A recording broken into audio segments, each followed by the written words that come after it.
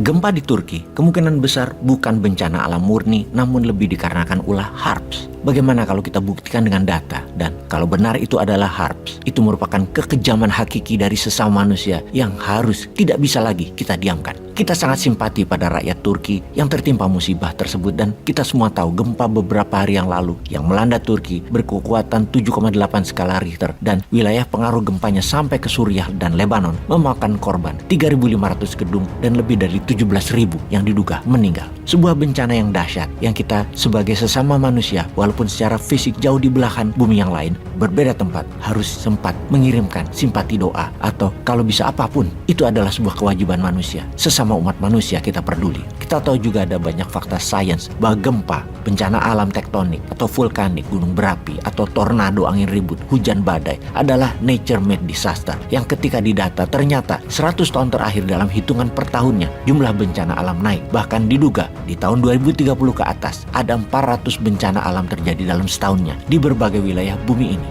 Dugaan para ahli lingkungan inilah yang disebut dengan perubahan cuaca karena kerusakan yang dibuat oleh manusia yang dalam jangka panjang berefek berubahnya tatanan cuaca dunia. Digalinya tambang di Kalimantan bisa mengakibatkan longsornya salju di pegunungan Alpen. Siapa yang tahu? Disedotnya minyak di Timur Tengah mengakibatkan kekeringan di Amerika Latin. Manufaktur penghasil karbon di Cina menyebabkan gempa di Indonesia. Semua itu mungkin karena bumi yang disedot dieksplorasi menjadikan benda solid seperti batu bara, nikel yang di perut bumi berubah bentuknya, berubah beratnya, dipindahkan lokasinya, diproses dengan menghasilkan banyak karbon dengan energi panas yang kemudian membuat perputaran bumi ngoplok dan munting karena poros bumi mencari keseimbangan baru. Semua itu mungkin. Sebelum kita melanjutkan, saksikan video ini, yaitu ada hal aneh terjadi di langit Turki tepat sebelum kejadian gempa bumi kemarin. Kita tidak mengatakan ini ada hubungannya, namun kita hanya mencoba mencari koneksinya. Ini masih data mentah.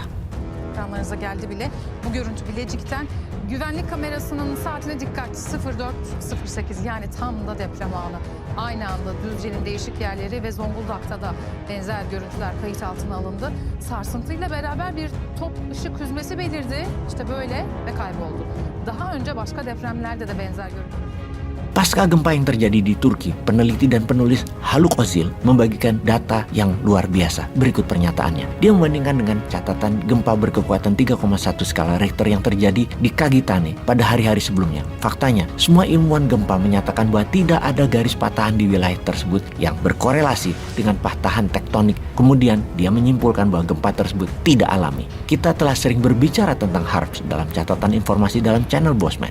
HARPS atau High Frequency Active Auroral Research Program adalah sebuah proyek di Alaska untuk mengatur cuaca agar bisa mengubah arah angin, mengubah awan serta hujan, untuk mengatur penanaman pangan yang juga bisa mengakibatkan menggeser sistem arus udara yang merugikan tempat lainnya. Apakah HARPS bisa menjadikan gempa? Fakta lain, ada kapal perang Amerika berada di daerah itu. Kemudian gempa aneh terjadi di Kagitane. Kemudian pakar gempa Turki mengomentari ini adalah gempa yang mengejutkan. Siapa yang membuat garis patahan yang mengejutkan itu? Ini berarti frekuensi atau energi kiriman yang mengaktifkan jalur patahan tersebut. Dan ini terjadi. Peristiwa serupa terjadi pada gempa di tahun 1999. Kapal perang Amerika telah tiba di daerah itu dan gempa bumi menyusul. Apakah benar bisa seperti itu? Gempa bumi di Kagitane setelah gempa Istanbul dan gempa Izmir, terbukti ada kapal perang Amerika yang membawa piringan besar yang tiba di Bosporus. Mirip peristiwa di Kuba beberapa waktu yang lalu, juga kapal perang yang sama ada di sana. Pasca gempa bumi di Kuba, pemerintah Kuba mengklaim bahwa peristiwa tersebut disebabkan oleh kapal HARPS milik Amerika Serikat.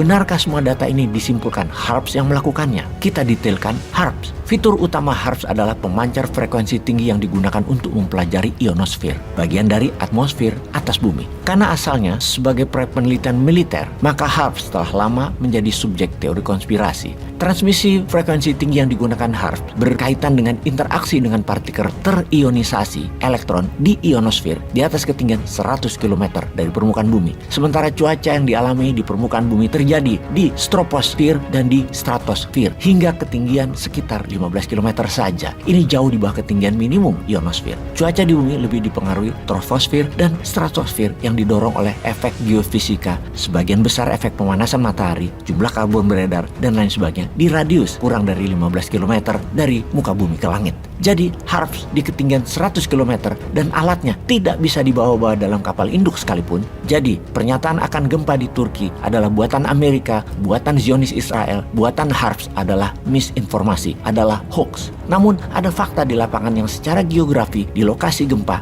yang dikatakan tidak ada patahan ternyata benar. Sekarang ada patahan, sekarang ada patahan tektonik baru. Ini membuktikan bumi kita ini sedang sakit dan tidak sedang baik-baik saja. Karena ulah manusia kah sehingga alam marah? Pray for Turkey. Peace.